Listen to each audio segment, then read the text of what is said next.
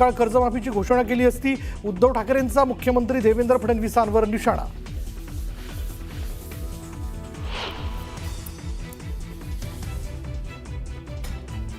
सत्तेत एक पूल दोन हात बसलेत. शेतकऱ्यांसाठी सर्वात मोठी मदत नाही तर सर्वात मोठी थाप. सरकारकडून शेतकऱ्यांची थट्टा. उद्धव ठाकरेंचा सत्ताधाऱ्यांना सडकून टोला.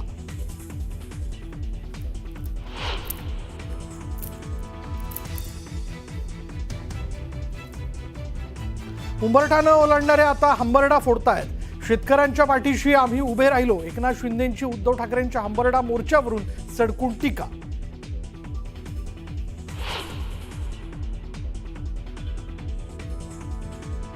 कर्जत जामखेड मतदारसंघात प्रचार सभेत सचिन घायवळही होता. रोहित पवारांचे आरोप तर सगळे काचेच्या घरात राहतात. अजितदादांनी पुतण्याचे टोचले कान.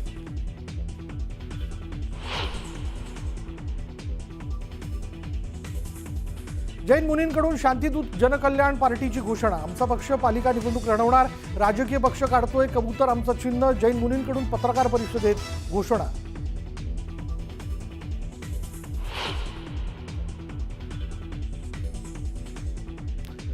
एखाद दुसरा व्यक्ती गेला तर काय होतं तर डॉक्टरांना मूर्ख मानतो. जैन समुदायाच्या धर्मसभेत जैन मुनींचं वादग्रस्त विधान.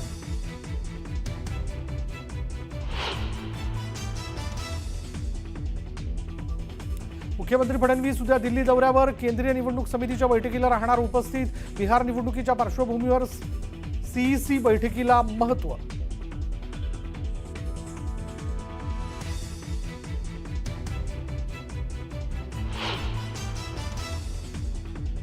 आणि बिग बी अमिताभ बच्चन यांचा आज 83वा वाढदिवस. महानायक अमिताभ बच्चन यांना शुभेच्छा देण्यासाठी बंगल्याबाहेर चाहत्यांची मोठी गर्दी.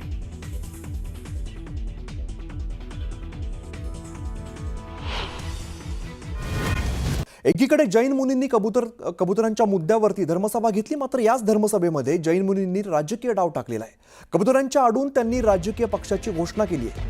आगामी महापालिका निवडणुकीत शांतिदूत जनकल्याण पार्टीची घोषणा करत निवडणूक लढवण्याचा निर्णय घेतलेला आहे. त्यामुळे येत्या काही दिवसांपासून सुरू असलेल्या कबुतरांच्या मुद्द्याला आता राजकीय वळण मिळालेलं आहे. कबुतरांचा मुद्दा पुढे रेटून जैन मुनींनी राजकीय पक्षाची घोषणा केल्यामुळे त्यांचा अट्टहास आणि कबूतर प्रेम केवळ राजकीय हेतून प्रेरित होतं का असा सवाल या निमित्तानं उपस्थित केला जातोय.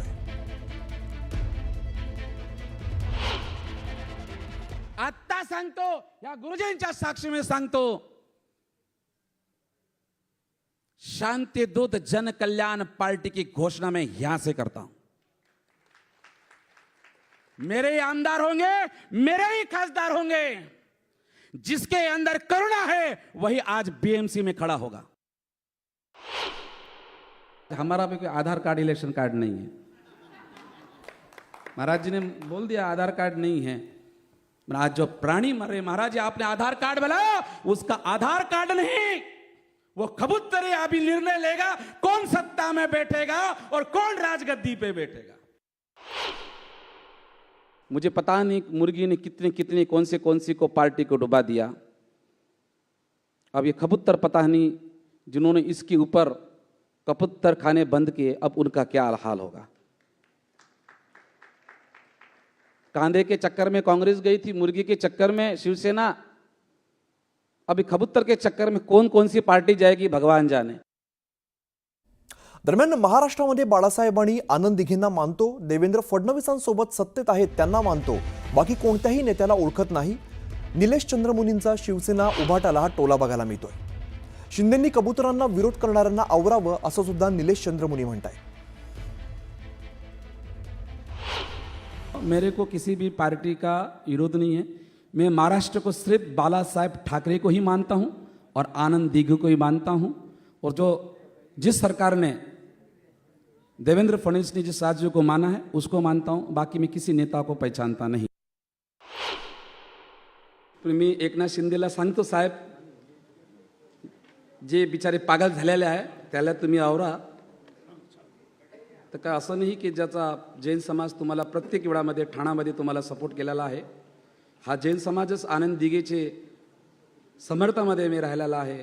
तर माझा पुरा जो ध्यान आहे हा महाराष्ट्राच्या उपमुख्यमंत्री देवेंद्र फडणवीस तर आहेच, पण जो पशुप्रेमी जे गायला राज्यमाता घोषित केलेला आहे हे आमचे एकनाथ शिंदे साहेब, त्यांना याच्यावर काही त्यांचे जे नेता आहेत जे BMCचं इलेक्शनसाठी आमच्या जैन धर्माला, मराठी भाषाला, गुजराती भाषाला हा विवाद करत आहे, त्यांना तुम्ही अवेरा.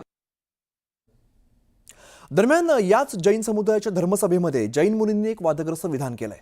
एखाद दुसरा व्यक्ती मेला तर काय होतं, मी डॉक्टरांना मूर्ख मानतो असं म्हणत जैन मुनींनी अकलेचे तारे तोडलेले आहेत. त्याचबरोबर कबुतरांच्या विष्ठेमुळे गृहकलह संपतात, कबुतराची विष्ठा किडनी आजार ठीक करते असा अजब दावा सुद्धा जैन मुनींनी केलाय. तर जैन मुनींमुळे देवेंद्र फडणवीस मुख्यमंत्री पदावरती बसलेत असंही जैन मुनी म्हणालेत.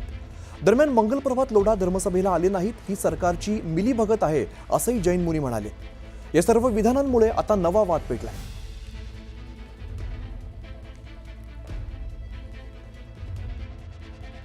कबूतर तो सिर्फ आपने एक बहाना बनाया है, एक हथियार बनाया. कबूतर से कोई लेना देना नहीं है और वो कबूतर की टीट से जो फैलता है रोग उससे भी कुछ लेना देना नहीं है. एक आध इंसान मर गया उससे भी कुछ लेना देना नहीं है.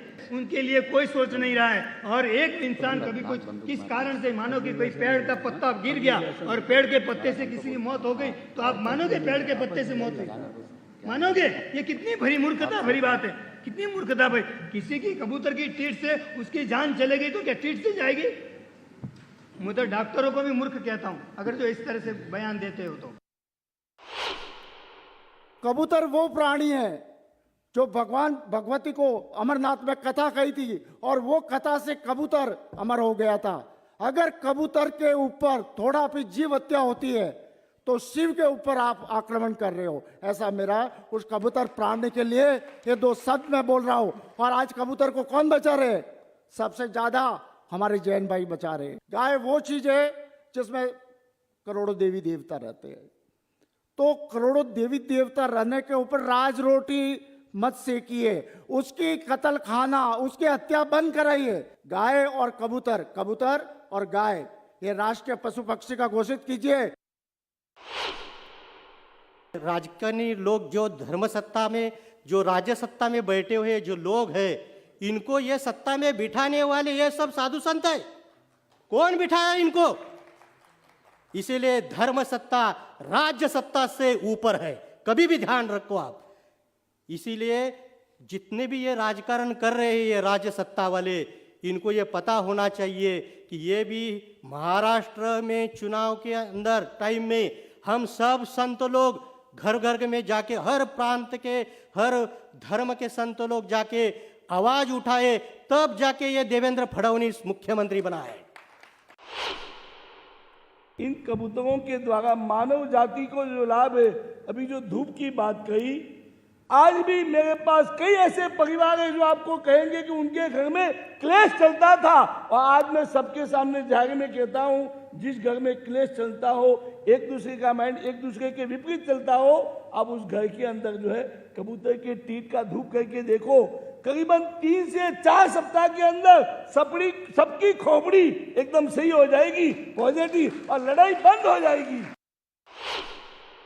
मेडिकल के बाद जिसकी ट्रीटमेंट नहीं है, वो किडनी जिसकी फेल है, ये कबूतर की टीट के द्वारा मैंने कईयों के जीवन के अंदर वो किडनी वापस ठीक करवाई, जो आज मेडिकल के बाद कोई इसका उपाय नहीं है. इसको 1 महीने तक रोज एक टीट जो है पानी के 1 गिलास में भिगो करके शाम को भिगोए, सुबह छान को पिए, 1 महीना पियो, आपकी कैसी भी फेल किडनी एकदम ठीक होती है और कईयों की ठीक की है.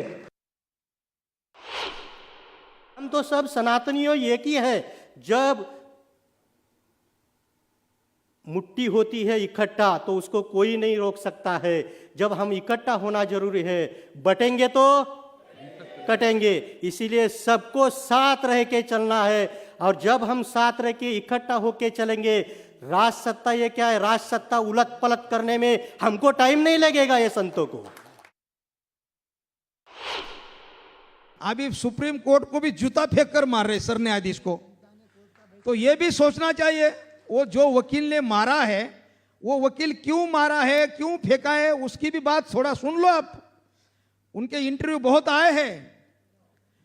क्यों वो इतना बुजुर्ग वकील, वो भी पढ़ा लिखा है, कोई वो पागलपन नहीं है उनके मन में. तो सर न्यायाधीश पर जूता फेंक कर लोग मार रहे, तो क्यों मार रहे, उनकी क्यों ऐसी मानसिकता हुई, उसके पीछे भी कुछ विचार होगा ना। तो अगर ये सनातन संस्कृति और ऐसे हमारे साधु संत देश राष्ट्र के लिए धर्म के लिए बोल रहे, फिर भी कोर्ट में हमारे पक्ष में निर्णय नहीं लगते। इसमें हमारा योगदान, छोटा सा योगदान इस चिड़िया के जैसा, इस जटायु बन करके बन जाए तो भी हम आज के इस सभा के खास योगदान दे करके अपने आप को कृतार्थ समझेंगे। मेरा भी यही खास कारण है। बाकी तो हम सोच जानते, ये बड़ी ऊपर की राजनीति चलती है, ये सारी पक्षियों में तो खुला आम कह रहा हूँ, चाहे खुलेआम मंगल प्रभात लोढ़ा भी हाजिर हो, तो मैं कहता हूँ ये सिर्फ आपकी मिली भगत राजनीति चलती है, बाकी कुछ नहीं है। तर जैन मुनी म्हणत असतील तर देवेंद्र फडणवीस आमच्यामुळे मुख्यमंत्री झाले तर त्यात किती तथ्य आहे याचा खुलासा मुख्यमंत्र्यांनी करावा असं वक्तव्य विजय वडेट्टीवारांनी केलं आहे। जैन मुनी जर म्हणत असतील की आमच्यामुळे मुख्यमंत्री झाले त्यात किती तथ्य आहे याचा खुलासा मुख्यमंत्र्यांनी करावा, आणि नाहीतर त्यांनी शस्त्र घेण्याची भूमिका बाळगली आहे। आता जैन जर शस्त्र घ्यायला लागले तर त्याचे वाईट परिणाम होतात की चांगले परिणाम होतात, ते किती लोकांचा जीव घेतात शस्त्र घेऊन, हेही मुख्यमंत्र्यांनी सांगितलं पाहिजे। म्हणजे प्राण्यांच्या रक्षण करताना माणसाचा जीव घेण्याची भूमिका जैन मुनी जर बोलत असतील तर मला वाटतं की राज्यामध्ये काय धांदली चालली आहे, म्हणजे कुणाचा पायपोस कुणाच्या पायात नाही अशी जे काही भूमिका राज्यामध्ये आहे ते काय म्हणजे गोंधळ, सावळा गोंधळ ज्याला म्हणतो, गोंधळाची स्थिती सर्व पसरलेली आहे। तर कबूतरखाना अचानक बंद झाल्यामुळे अडचणी आल्या असं वक्तव्य रोहित पवारांनी केलं आहे। जैन समाज भावनिक आहे या विषयाच्या बाबतीत, आणि भावनेच्या भरामध्ये कदाचित ते तिथं बोलले असावे, पण अंधविश्वास हे योग्य नाही। आपल्याला सायंटिफिक विचारानेच पुढे जावं लागतं, पण हे करत असताना कुठलाही निर्णय जेव्हा सरकार घेते अचानक पद्धतीने तुम्ही जेव्हा करता तेव्हा तिथं अडचणी नक्कीच येत असतात।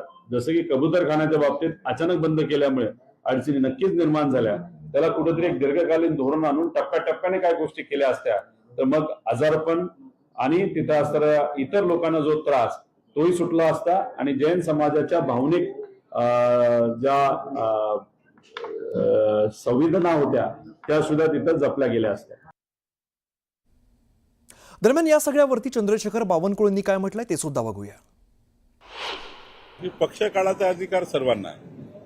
आता काही कोर्टाचे निर्देश होते कबूतरखान्याबद्दल, कोर्टाच्या निर्देशाचे पालन करायचं आहे, आणि समाजामध्ये जे काही या ठिकाणी समाजाच्याही भावनाचा आदर करायचा आहे। त्यामुळे जैन समाजाच्या भावनाचा आदर होईल याची सरकारची भूमिका स्पष्ट आहे, आणि कोर्टाच्याही आदेशाचं उल्लंघन होणार नाही यातला तिसरा मार्ग का काढता येतोय त्यामध्ये पूर्ण विचार सरकार करत आहे।